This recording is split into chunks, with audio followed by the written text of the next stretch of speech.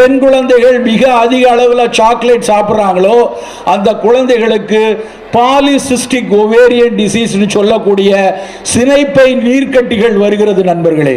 இவ்வளவு ஆபத்து இருக்கக்கூடிய ஒரு மிட்டாயை நாம் கொண்டாடி கொண்டிருக்கிறோம். ஒரு சாக்லேட்ல 3% மட்டும்தான் உடல் நலத்துக்கு எதுவும் பிரச்சனை பண்ணாது அப்படிங்கிற பொருள் 3% தான். மீதி 97% ஏதாவது ஒரு வகையில் உடல் நலத்துக்கு கேடானது. எந்த பெண் குழந்தைகள் மிக அதிக அளவில் சாக்லேட் சாப்பிட்றாங்களோ அந்த குழந்தைகளுக்கு பாலிசிஸ்டிக் ஓவேரியன் டிசீஸ்னு சொல்லக்கூடிய சினைப்பை நீர்க்கட்டிகள் வருகிறது நண்பர்களே. நிறைய சகோதரிகள் இருக்கீங்க, சாக்லேட்டுகள் எடுக்கிற குழந்தைகளுக்குத்தான் கருத்தரிப்பு தாமதமாகி கொண்டிருக்கிறது. சாக்லேட்டுகள் அதிகம் எடுக்கிற குழந்தைகளுக்கு தான் சினைப்பை நீர்க்கட்டியினால் மாதவிடாய் கோளாறுகள் நிறைய வருது. சாக்லேட்டுகள் எடுக்கக்கூடிய சகோதரர்களுக்கு தான் மிக அதிக அளவில் சர்க்கரை நோய் வந்து கொண்டிருக்கிறது. இவ்வளவு ஆபத்து இருக்கக்கூடிய ஒரு மிட்டாயை நாம் கொண்டாடி கொண்டிருக்கிறோம்.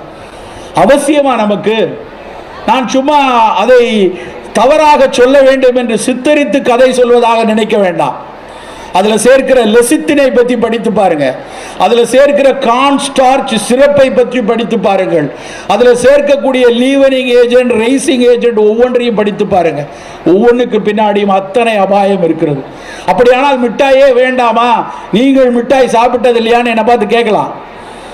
மிட்டாய்கள் வேண்டும், குதூகலமாக இருக்கணும். ஆனால் நமக்கானது என்று ஒரு மிட்டாய் இருக்கு, அதுக்கு பேர் கடலை மிட்டாய். அந்த கடலை மிட்டாயை நாம் எடுத்து சாப்பிட்டு கொண்டாடுவோம். அது நம்ம ஊர் மிட்டாய் நண்பர்களே. கடலை மிட்டாயை நாம் எடுத்து சாப்பிட்டோம்னா நாம் மட்டும் மகிழ மாட்டோம், பக்கத்தில் இருக்கக்கூடிய அத்தனை விவசாயிகளும் மகிழ்வார்கள். அவர்களுடைய கண்ணீர் துடைக்கப்படும். ஒரு கடலையை திறந்து பார்த்தா 2 முத்து இருக்குல்ல, அந்த 2 முத்து வெறும் புரத கூறுகள் இல்லை, இரண்டும் ஒரு விவசாயியின், முகம் தெரியாத விவசாயியின் கண்ணீர் துளிகள்.